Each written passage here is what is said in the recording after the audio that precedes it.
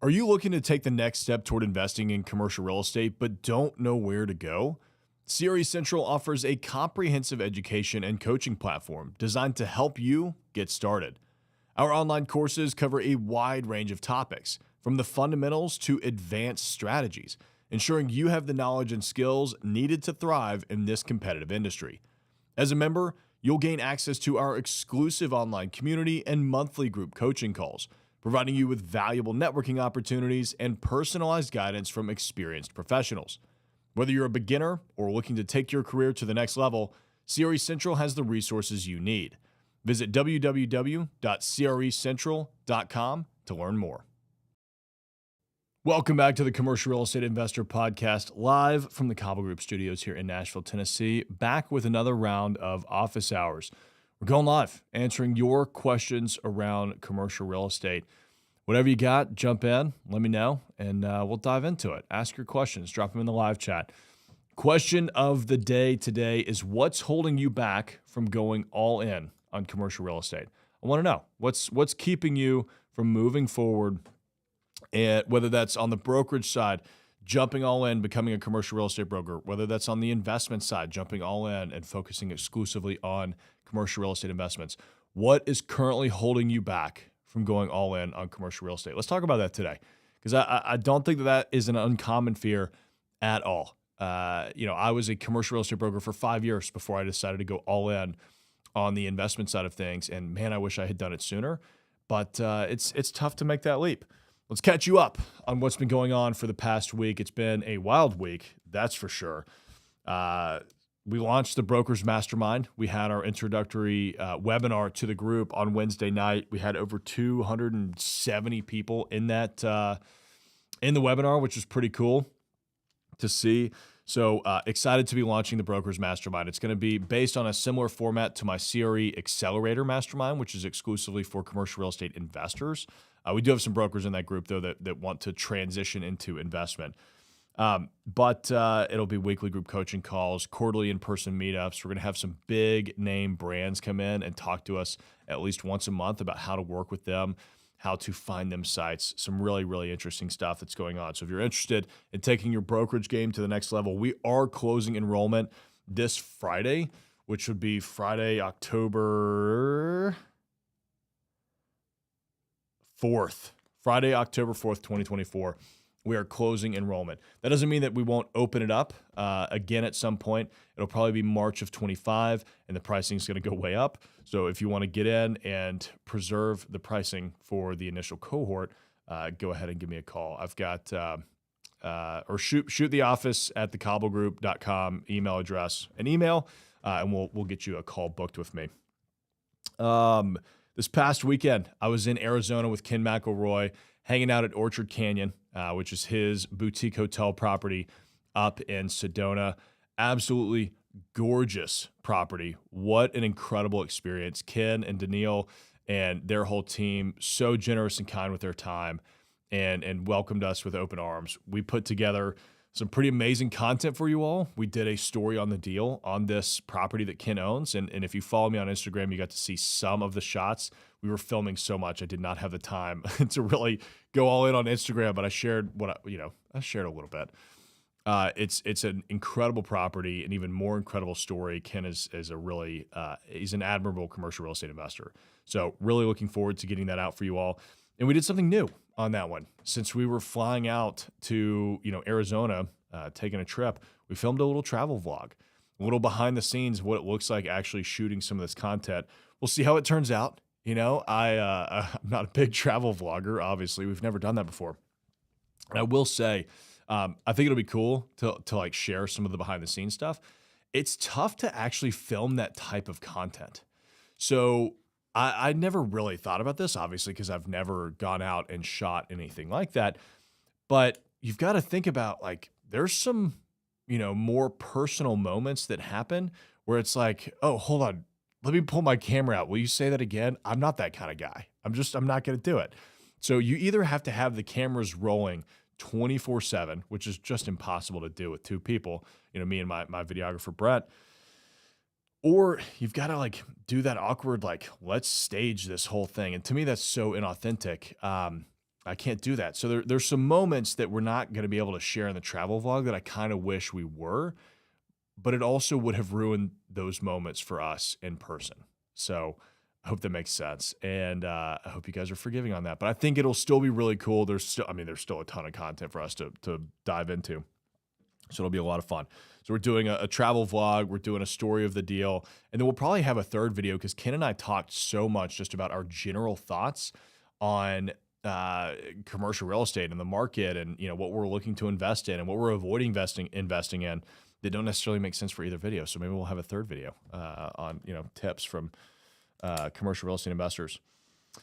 This Thursday, I am going to New York City. We're going to be filming with a pretty big commercial real estate broker there. Some of y'all may know who I'm talking about, but really excited for that. We're flying out super early in the morning and then flying back super late at night.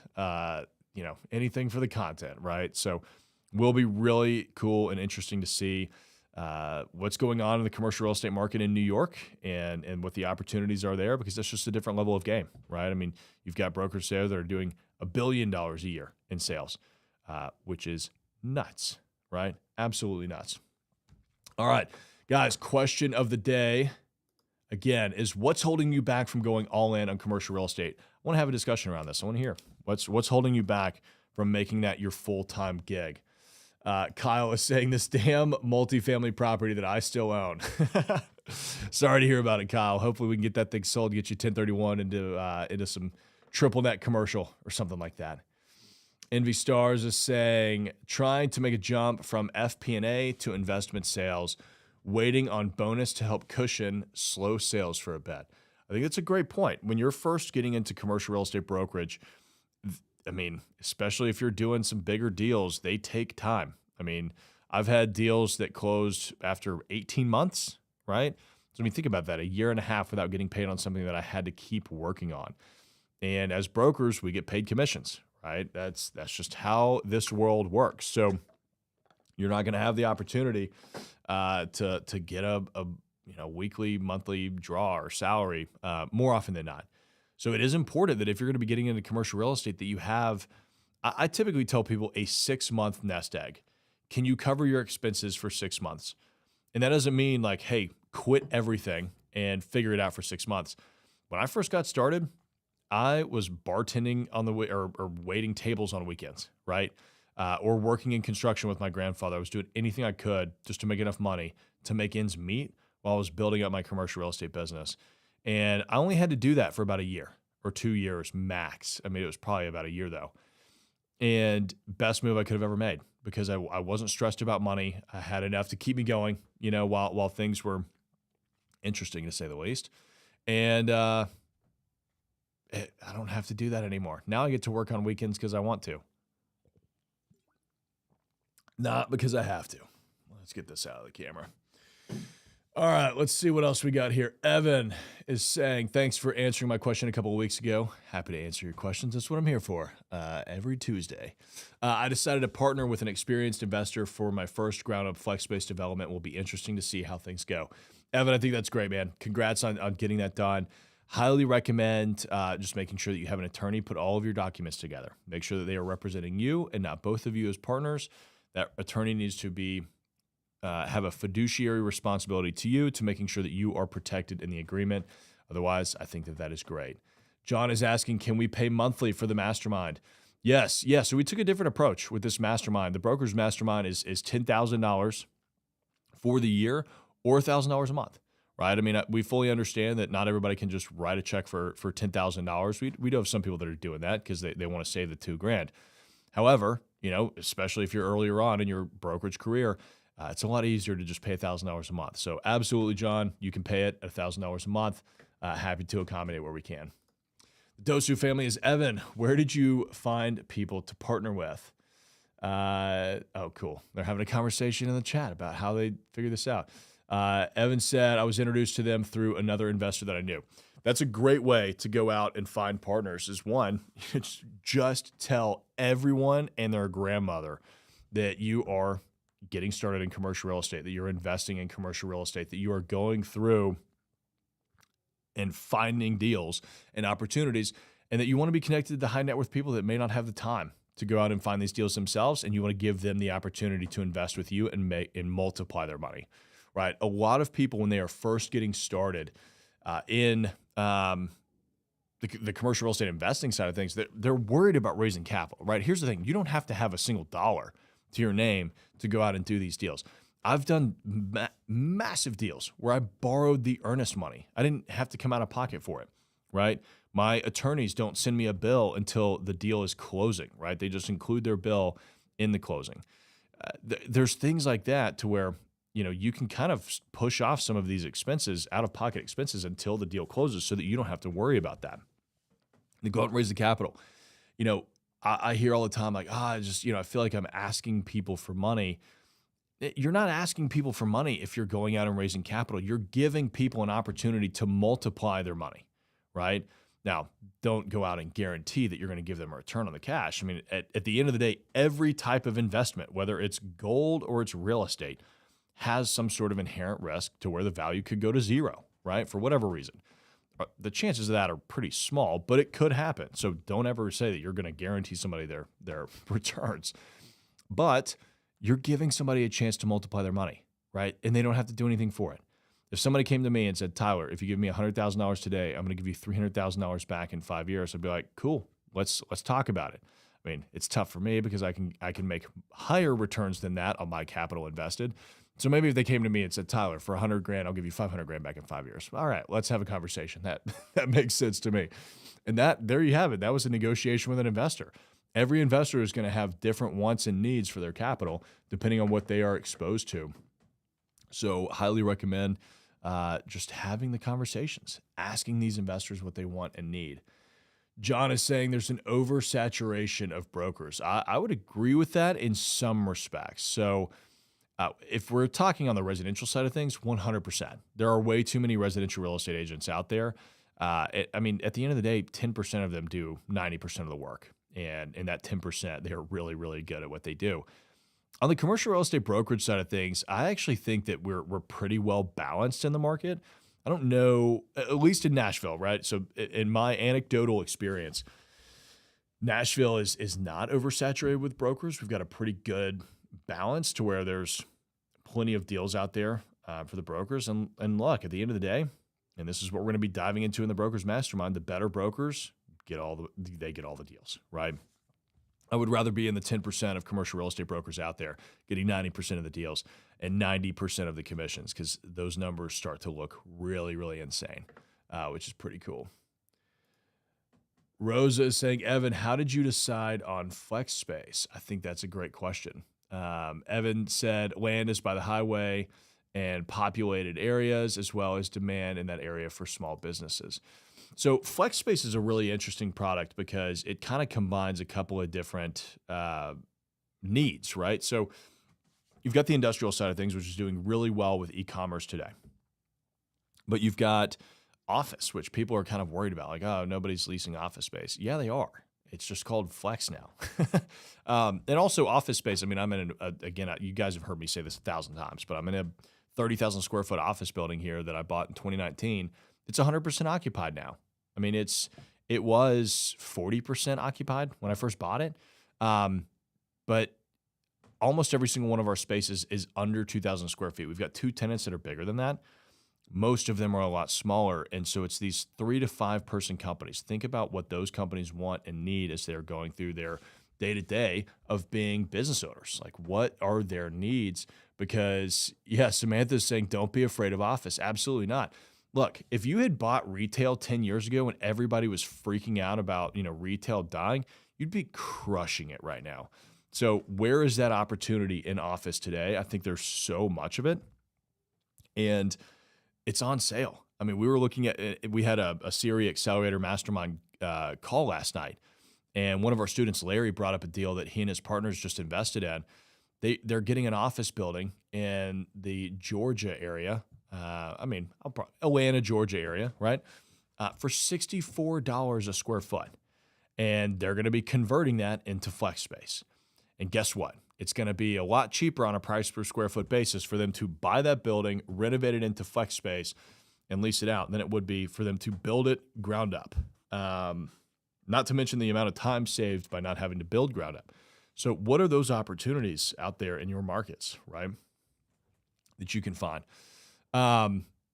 As far as, determining what type of use to use on a specific piece of land, typically you're probably going to have an idea going into looking for land of what you're going to do with that land, right? Because with zoning, you've got to kind of pay attention to that as you're going out, right? Because if you want to build flex space, you can't really go buy something that is zoned for residential, right?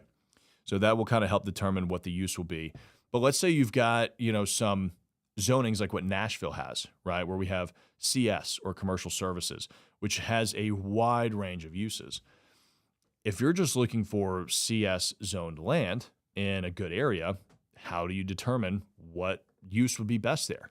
Well, there's a couple of different ways to do it. I mean, I have always just studied the hell out of a neighborhood so that I fully understand what is going on there and what everybody needs. So, for example, when I started investing in Chattanooga back in 2021, I had been looking in Chattanooga since 2019 and studying that market. That was how intense I took learning what is going on there before spending any investment money, right? Because I can't go to my investors and say, hey, I think this is a good idea, let's buy it. I got to know, right? And so I studied the market, spent a bunch of time out there, traveled out there, talked to a bunch of brokers, looked at a bunch of deals until we finally figured out, okay, here's how this market operates. Let's make some moves. And I think you should do that, especially on the land side of things, because then you'll be able to recognize really good opportunities pretty quickly, right? So when we first started working in East Nashville back in 2018, there were like no dental offices, right? And I knew that because I started surveying the market and saying, okay, well, here's, this type of tenant, this, that, and the other. And you can also just like print off like a list of all the different types of businesses that are out there and then just start Googling them in your neighborhood and seeing if they show up or not, right? Like daycare, dentists, grocery stores, restaurants, bars, whatever it is, right? And that's a great way to determine like, okay, well, there's not a lot of dental offices here. There's a lot of people moving here. There's a lot of kids here. And if I'm a parent, do I want to drive my kid 20 minutes away to another neighborhood to go get their dentistry done? Not particularly. So we started focusing on that. And we did a handful of dental deals in the area because there's all different kinds of dentists, right? And I'm not even going to try to pretend like I know anything about that. They're all just dentists and orthodontists to me. Sorry, I know that's very overly broad, but that's how we did it. I mean, there was another one that we did where I went and surveyed the neighborhood. I got on Facebook, posted in the Facebook group page, hey, you guys live here. We want to deliver something that y'all want and need and will use on a daily, weekly basis. What do y'all need? We got some really stupid answers. I mean, I got like Laser Quest, right? Like I'm not going to do a laser tag place in the middle of a neighborhood. Also in a 6,000 square foot building. Like that's way too, it doesn't even work. I thought that was ridiculous. But we got some really great answers, and one of them was a pharmacy. And I thought, oh, that's interesting. I would never have thought of that. So I went on Google and I typed in pharmacy, and the nearest pharmacy was a 10-minute drive away, which, I mean, doesn't seem like a big deal. But, I mean, hey, if you're elderly, you're in your 60s, 70s, 80s, it's far more convenient for you to get everything you need in your own neighborhood and to not have to leave and, deal with all that. So we put a pharmacy into that building, and it was, I mean, everybody loved it, right? It was a big success. And then I turned around and sold the building to the pharmacy so that they could always be there, right? So it was, that was a pretty fun deal. John is saying, what are the best jobs you would recommend to keep afloat? Sorry, this is an odd question. The best side jobs you would recommend to keep afloat as you're getting started in commercial real estate brokerage? That's a great question. I mean, look, John, I think bartending is a really good one, right? Because you can work at night. So I would think of what are the things that are not going to impede your prospecting efforts? Because the most important thing to do when you are first getting started in commercial real estate brokerage is to network like hell and to prospect like hell, right? You've got to meet everybody in the business. You've got to call everybody in the business. And so that's why bartending, waiting tables is pretty good because you can do that at night, right? And it's typically only like 4, 5, 6 hours. So I know that that's, I mean, at least it's not an 8-hour gig, right? And I know that that's a lot, right? Because you're going to be working 6 to 8 hours, doing the commercial real estate stuff, and then probably another 4 to 6 hours waiting tables. But look, here's the thing: you can make $200, $300, $400 a night, depending on what you're doing. You do that a few times a week, as long as you keep your expenses low. Maybe you're only doing it on weekends, right? Maybe you're doing it Friday, Saturday, Sunday, and you're not taking weekends off, and you're working as a commercial real estate broker during the week. I worked construction on the weekends because I could get there at 7 in the morning and leave at 3 and still have a little bit of my time on the weekends. Now that's physically exhausting work, so it just depends on what you would like to be doing. I mean, I'm a bigger guy. I've always enjoyed working outdoors, and that was the fun thing for me is like, cool. I get to go work with my hands after a week of having to use my brain, so I can kind of shut my brain off, let that rest for a little bit, put my body to work, and then when I go back to work on Monday, I get to shut my body off, turn my brain back on. So it was actually, I really enjoyed that because it helped me actually get rest. Joe is saying co-working office space seems to be getting popular. Yeah, I mean, there's a place here in Nashville called Switchyards. I think they're based out of Georgia somewhere, probably Atlanta, and they're crushing it. I mean, I've got a membership there. It's like $100 a month. I mean, I love it. It's very easy. They're kind of taking the Planet Fitness model approach toward co-working space, and it's really nice. I mean, it's kind of all you need, right? So, I mean, co-working is actually still working really well despite what's going on with WeWork. Ryan is saying, is Nashville a good place to invest in commercial, or do you recommend checking outside your state? Ryan, I almost always recommend that you invest close to where you are, at least for your first deal or two. That way you can keep your eyes on it. You can get out there and work on it as needed, or can very easily get a team out there. The problem with investing out of state is now you got to spend a whole bunch of time learning that market, a whole bunch of time building a team up out there, and then you got to figure out how to run and manage all of this remotely. That's not necessarily a problem if you have systems in place and you know how to go ahead and operate the deals. It's a lot tougher when you're first getting started. So, I mean, look, if you're in an area like Los Angeles, well, yeah, I mean, unfortunately, you're probably going to have to start somewhere else. So what are the tertiary markets outside of LA that you could easily get to within a day that might make sense? But I would say, yeah, I mean, Nashville's a great area. Here's the thing. There's so many different markets within Nashville, right? Like Green Hills is entirely different than East Nashville.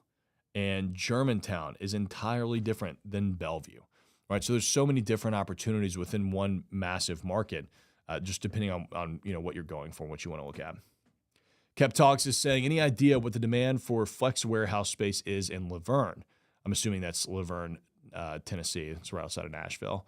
Rough rent per square foot, considerations, looking at 5 lots I can build them on. Kep, I don't know. I've focused almost exclusively on East Nashville, so I would have to spend time digging into that market and figuring it out. I mean, as far as flex space goes, generally, this is a pretty general concept. Ideally, you're spending around $5 a square foot for the dirt, right? Which puts you at around $250,000 an acre. Now, it's probably going to be more than that in Laverne, right? I mean, you might be looking upwards of $300,000-$500,000 an acre. I haven't looked at land out there in a little bit. It's a very popular industrial area, and also retail is growing pretty rapidly there. And then as far like if you're building it, you're ideally in that like $120 a square foot range. That's probably where you're going to be in Nashville. It's higher than you'd really like to be. I mean, we've got one of our students in the mastermind is building for like warehouses for $17 a foot. I don't know how she and her husband are doing that, but it's amazing. I told her, you need to come to Nashville. I will give you all the business in the world. I mean, that's wild. $17 a foot, but you're probably going to be like 100, 120 all in. So, I mean, including the dirt, maybe 130, 140. And then you're likely going to be around 15, $16 a foot net.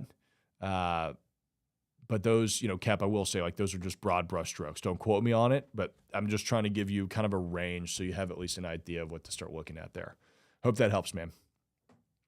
Dosu is saying we're looking to buy land that we want to use for truck parking. I love industrial outdoor storage. The property is about an hour from us. Do you know how we can manage it, being it's that far? That's a great question. So there's actually oh my gosh, I think it's neighbor.com. There's a company out there. We had them on the show at one point, and let me look it up and see. I think it is neighbor.com. Yeah. Go to neighbor.com. Let me see if I can just share my screen right now. So parking and storage made easy. These guys are great. We had the CEO of the company on the show not too long ago. So you come on here, type in your address. I'm just going to type in my office address. Let's just do vehicle. It's pretty easy to use. Let's just do sedans, right? You can see you can pick all sorts of different ones. So this is going into like, hey, you can park in somebody's driveway. Here's a parking lot for $59 a month. Here's an unpaved lot for $86 a month. So it's a good way to actually find comps, right? So, let's try and zoom in here. So, here's something in East Nashville, right? An unpaved lot, 30 by 50. I could rent that entire lot. That's not necessarily for parking, but they will just, let you, rent it for kind of whatever you want, right? It's pretty nice. So yeah, go check out neighbor.com. Really, really interesting programming that they've got going on there. I think that'll help you really understand what's going on. Vicken saying, good morning, Vicken. Good to see you here. Joe, driving Uber isn't too bad. You get to familiarize yourself with your market and drive for dollars too. Dude, that's a brilliant idea. I didn't think about that. Yeah, driving Uber would actually be a great way of going about doing that because, yeah, you have to drive the market. And guess what? You're going to be going to areas that you normally wouldn't just because that's where you are, right? That's where people want to go. Colin is asking how much debt is too much debt. Anything over 80% loan to value. I think it's a loaded question, Colin, because it really, really, really depends. It really depends. It's tough for me to say like how much debt is too much debt, right? Because there are people out there with $1 billion in debt, but they own $2 billion in assets, right? So even if they had to fire sell everything, $1 billion in debt is not a lot because they've got $2 billion to pay that off, right? So I think it really comes down to what you're comfortable with, what the bank is comfortable with, and what type of debt you've got, right? Credit card debt, any kind of credit card debt is terrible debt to have. $20,000 of credit card debt is bad, whereas $250,000 of debt that is a loan on a commercial property, that's nothing, right? I would encourage that. So it just depends. It's more of like take the smart approach, right? Jay is saying, what is the best background to start as a real estate developer? Architect, GC. Jay, here's the thing. I know real estate developers that come from every sort of background. Super educated, like Harvard educated, to high school dropouts. Doesn't matter. You start off as a GC, an architect, a CPA, a commercial real estate broker. It doesn't really matter. I think it all depends on how you want to make your entrance into the business. I don't believe that there's any one way that is better than anything else. Colin is asking, what real estate development projects are you working on? Great question. So we're still under construction on Salt Ranch, our boutique hotel here in East Nashville, aiming to deliver that in March of 2025. So hopefully you guys will all come hang out in Nashville and stay at the hotel, and we'll throw a big party. We are working on our approvals for some self-storage in Chattanooga, about 150 units, industrial outdoor storage in Chattanooga, and then another food hall, which I'm really excited about. It's basically going to be a second version of the Wash that will include a dog park and a playground. It's going to be really cool. So I'm really looking forward to that. And then we just went under contract on a self-storage facility here in Nashville not too long ago. So, it's I'm kind of all over the board, man. I'm just looking at like what are the biggest opportunities today. All right, we are out of time, and we've got a bunch of questions remaining. Guys, I'm so sorry that I'm not going to be able to get to these today. We got two options. Leave them as a permanent comment on this video here on YouTube, or save them for next week. I will see you guys next Tuesday, 8:30 a.m. Central Standard Time for another round of office hours. Appreciate you all for jumping in and asking all of your questions. We'll see y'all in the next one. Don't forget to like and subscribe. Are you looking to take the next step toward investing in commercial real estate but don't know where to go? CRE Central offers a comprehensive education and coaching platform designed to help you get started. Our online courses cover a wide range of topics, from the fundamentals to advanced strategies, ensuring you have the knowledge and skills needed to thrive in this competitive industry. As a member, you'll gain access to our exclusive online community and monthly group coaching calls, providing you with valuable networking opportunities and personalized guidance from experienced professionals. Whether you're a beginner or looking to take your career to the next level, CRE Central has the resources you need. Visit www.crecentral.com to learn more.